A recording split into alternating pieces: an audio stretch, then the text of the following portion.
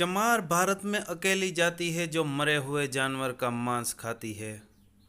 और यही प्रमाण है उनका कि वे बौद्ध थे कभी। और दूसरे प्रमाण भी है, लेकिन यह बहुत बड़ा प्रमाण है कि वे बौद्ध थे, क्योंकि भारत में कोई दूसरी जाति मरे हुए जानवर का मांस नहीं खाती।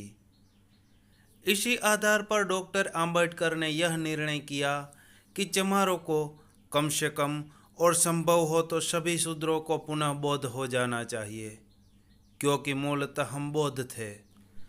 रैदास चमार है। जैसे किसी गहन अंतस्थल में बुद्ध अब भी गूंज रहे हैं, वही आग। लेकिन रैदास ने उस आग को आग नहीं बनने दिया, उस आग को रोशनी बना लिया। आग जला भी सकती है और प्रकाश भी दे सकती है। बुद्ध के वचन अंगारों जैसे है। बड़ा साहस चाहिए उन्हें पचाने का। अंगारे पचाओगे तो साहस तो चाहिए ही चाहिए। रैदास के वचन फूलों जैसे है। पचा जाओगे तब पता चलेगा कि आग लगा गए। आग के फूल है, आग की फुलझड़ियाँ है, देखने में फूल लगते हैं। इसलिए बुद्ध तो स्वीकार नहीं हो सके, लेकिन रैदास को हिंदुओं ने भक्त शिरोमणि कहा है। भक्तमाल में रैदास को और भक्तों के साथ गिना गया है। लेकिन हिंदू पंडित स्वीकार भी करे तो भी अपने पांडित्य से कुछ न कुछ बेईमानियां निकाल लेता है। उसने बेईमानियां निकाल ली, जैसे बुद्ध के संबंध में उसने कथा गढ़ ली, क्योंकि बुद्ध की इतनी प्रतिभा थी कि एकदम इनकार करो तो भी नुकसान होता है, क्योंकि अगर बुद्ध को इनकार कर दो तो भारत की प्रतिभा क्षीण हो जाती है। आखिर भारत ने बुद्ध से बड़ा बेटा तो पैदा किया नहीं। जैसे यहूदियों ने जीसस से बड़ा बेटा पैदा नहीं किया, ऐसे हिंदुओं ने कभी बुद्ध से बड़ा बेटा पैदा नहीं किया। बुद्ध को इनकार करना, पूरी तरह इनकार करना, तो अपने ही पैरों पर कुल्हाड़ी मार लेने जैसा है। आज दुनिया में अगर भारत की कोई प्रतिष्ठा है तो उस प्रतिष्ठा में 50% हाथ तो बुद्ध का है। अगर लोग भारत को याद करते हैं तो बुद्ध के कारण याद करते हैं। अगर सारा एशिया भारत के प्रति सम्मान से देखता है और भारत को तीर्थ मानता है तो बुद्ध के कारण। जैसे सारे मुसलमान मक्का की यात्रा करते हैं, ऐसे सारे बौद्धों के मन में, करोड़ों करोड़ों बौद्धों के मन में एक ही अभिप्सा होती है कि कभी बौद्ध गया, कभी भारत की भूमि पर पैर पड़ जाए। भारत ने इतना बड़ा दूसरा बेटा पैदा नहीं किया।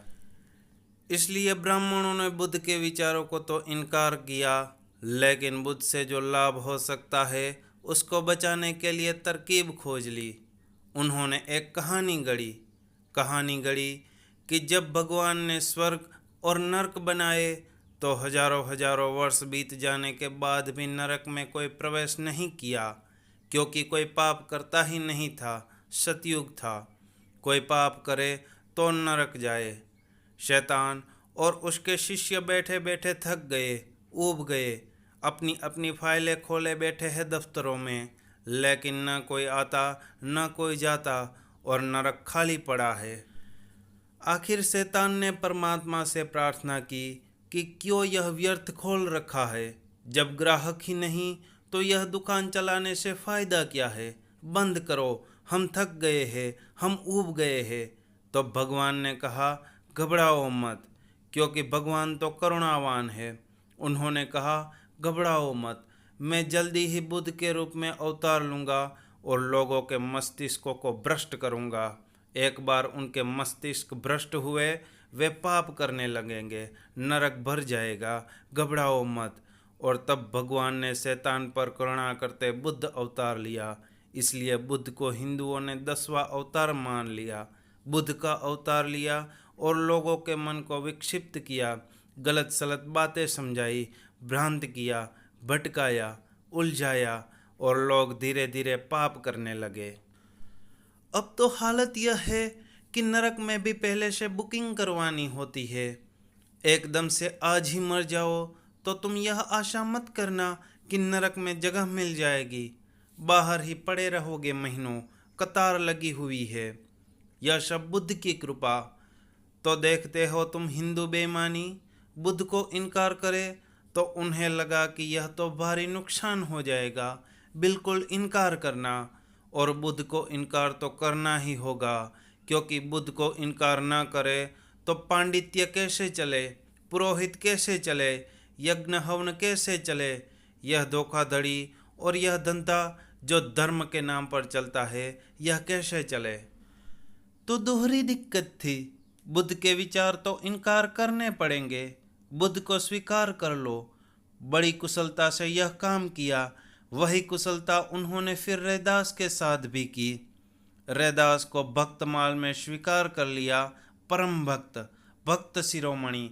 लेकिन दो कहानियां गढ़ी, और जैसी कहानी ब्राह्मण गढ़ सकते हैं, दुनिया में कोई भी नहीं गढ़ सकता, क्योंकि इतना पुराना अभ्यास है उनका कहानियां गढ़ने में, पुराण लिखने का। अगर यहूदियों को पता होता कि कहानियां गढ़ी जा सकती है तो जीसस को सूली नहीं दी होती, सिर्फ एक कहानी गढ़ ली होती। सूली देनी पड़ी क्योंकि कहानी नहीं गढ़ सके। हिंदू कुशल है, इन्होंने कभी सूली नहीं दी किसी को, कहानियां गढ़ने में कुशल है। जब कहानी से ही काम चल जाए तो कटारे क्यों निकाले, कहानियां ही कटारे बन जाती है। रैदास के संबंध में दो कहानियां गढ़ी। एक कि रैदास अपने पूर्व जन्म में भी रामानंद के शिष्य थे। एक दिन रैदास भिक्षा मांग कर आए।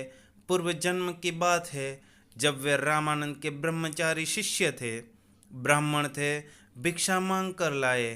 रामानंद ने पूजा का थाल सजाया और अपने ठाकुर जी को, भगवान की प्रतिमा को प्रसाद चढ़ाया। लेकिन पहली बार रामानंद के जीवन में ठाकुर जी ने प्रसाद लेने से इनकार कर दिया। अब पहली तो बात यह कि मूर्तियां न तो प्रसाद स्वीकार करती न इनकार करती। तुम जाकर किसी भी मूर्ति पर कुछ भी चढ़ाकर देख लो, कोई मूर्ति न तो प्रसाद लेती है न अस्वीकार करती है। मूर्ति मूर्ति है, मुर्दा है। लेकिन कहानी गढ़ी कि ठाकुर जी ने प्रसाद लेने से इनकार कर दिया। रामानंद तो बहुत दुखी हुए, जीवन में ऐसा कभी न हुआ था। उन्होंने पूछा ठाकुर जी से कि आप क्यों इनकार कर रहे हुए, तो उन्होंने कहा कि यह प्रसाद ऐसे घर से लाया गया है, एक ऐसे बनिए के घर से। यह ब्रह्मचारी भिक्षा मांग लाया है, जिसका सीधा कारोबार एक चमार से है, इसलिए यह प्रसाद स्वीकार नहीं हो सकता। यह चमार के घर का भी प्रसाद नहीं है। ख्याल रखना, किसी बनिए का कारोबार चमार से है। अब बनिया तो बेचारा सबको बेचेगा, चमार को भी बेचेगा, भंगी को भी बेचेगा, जो भी आएगा उसको बेचेगा। दुकानदार तो दुकान चलाने को है, और वह पूछता थोड़े ही बैठा रहेगा कि कौन चमार है, कौन भंगी है, कौन क्या है। उसको चीज़ें बेचनी है। लेकिन तुम देखते हो कि कैसा ब्राह्मणों ने एक जाल इस देश में खड़ा किया। चमार तो अछूत है ही, अस्पृश्य है ही। चमार के साथ जो सीधा कारोबार करता है वह बनिया भी अछूत हो गया, और वह भी ठाकुर जी के लिए अछूत हो गया।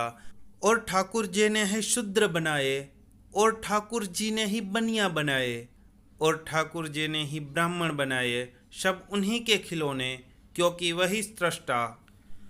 अब मजा यह है कि ठाकुर जी ने ही शूद्र बनाए और ठाकुर जी शूद्र नहीं हुए, और बनिए ने केवल शूद्र से व्यापार किया, व्यवसाय किया, कुछ लेन देन होगा, कुछ खरीद फरोख्त की होगी, वह शूद्र हो गया और ठाकुर जी शूद्र नहीं हुए। अगर इस दुनिया में कोई परम शूद्र है तो भगवान, क्योंकि उसने बनाया शूद्रों को। लेकिन ठाकुर जी ने भोजन इनकार कर दिया। रामानंद तो क्रोध से बबूला हो गए। यह बात भी झूठ है, क्योंकि रामानंद जैसा व्यक्ति जो रैदास और कबीर जैसे व्यक्तियों को अपने चरणों में झुकाने में समर्थ हो सका, वह क्रोधित हो जाए, यह असंभव है। क्रोध तो कहाँ, बहुत पीछे छूट चुका। ध्यान की ज्योति जगी होगी, तभी तो कबीर और रैदास जैसे लोग रामानंद के चरणों में झुके। नहीं तो कबीर का झुकना कुछ आसान है, रैदास का झुकना कुछ आसान है। वह क्रोधित हो जाए ऐसी छोटी बात पर। और मैं जानता हूँ कि अगर रामानंद क्रोधित भी होते तो ठाकुर जी पर होते, उठाकर फेंक दिया होता ठाकुर जी को। कम से कम मैं यही करता कि रास्ते लगो कि बाहर रिक्शे खड़े हैं, रिक्शा पकड़ो और भागो, लौट कर यहाँ मत आना। क्या बेहूदगी की बात की कि किसी शूद्र का व्यापार है किसी बनिए से, इसलिए बनिए के घर से लाया गया सीधा प्रसाद नहीं बन सकता।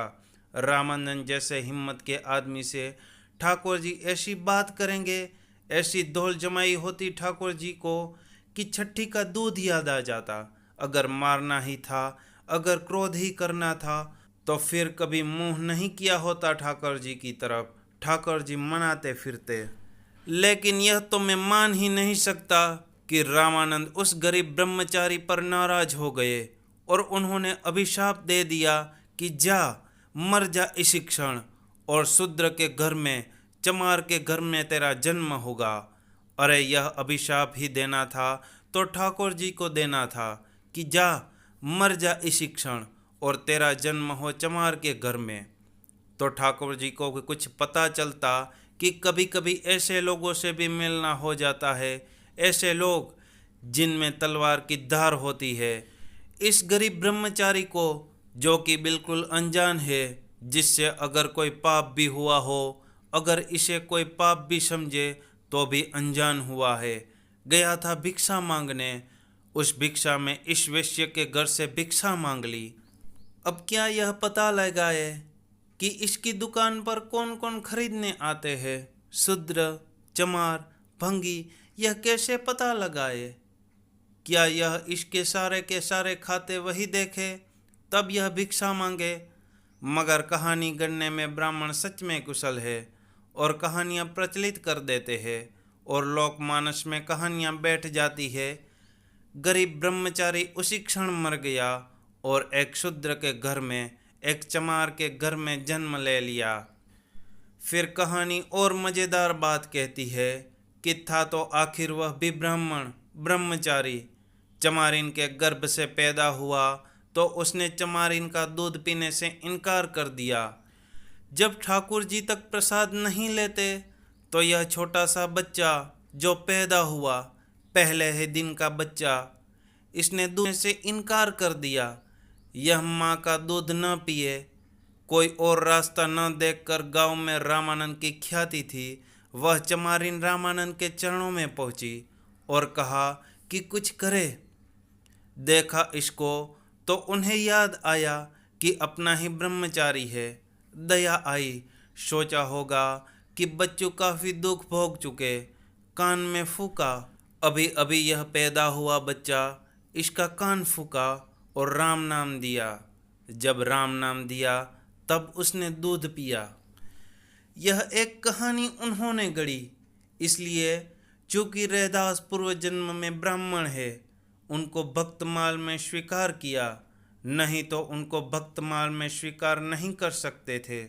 उनको भक्तों में इसलिए स्वीकार किया, उनकी भक्ति के कारण नहीं, समझ लेना तर्क, उनके परमात्मा के प्रति समर्पण के कारण नहीं, उनके प्रार्थना की अद्भुतता के कारण नहीं, उनकी ध्यान की गरिमा के कारण नहीं, उनके समाधि के अनुभव के कारण नहीं, ईश्वर साक्षात के कारण नहीं।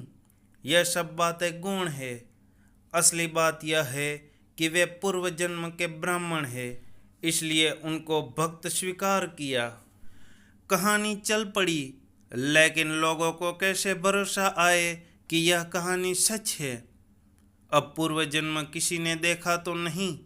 रामानंद कहते हैं, पंडित कहते हैं, मगर क्या पता। तो दूसरी कहानी भी गढ़ी कि लोगों ने एक बार बहुत आग्रह किया रैदास को कि आप कुछ प्रमाण दे कि आप पिछले जन्म के ब्राह्मण हैं। अब मैं यह मान ही नहीं सकता कि रैदास और प्रमाण देंगे इस बात का। अगर रहे भी हो ब्राह्मण तो भी प्रमाण नहीं देंगे, क्योंकि यह प्रमाण देना गलत होगा। अगर रहे भी हो ब्राह्मण तो भी प्रमाण देंगे कि मैं पिछले जन्म से क्या, जन्मों जन्मों से चमार हूँ, शूद्र हूँ। रैदास और प्रमाण देंगे पिछले जन्म के ब्राह्मण का। रैदास इतने नीचे उतरेंगे, लेकिन कहानियाँ तुम्हें जैसी गढ़नी हो तुम गढ़ सकते हो।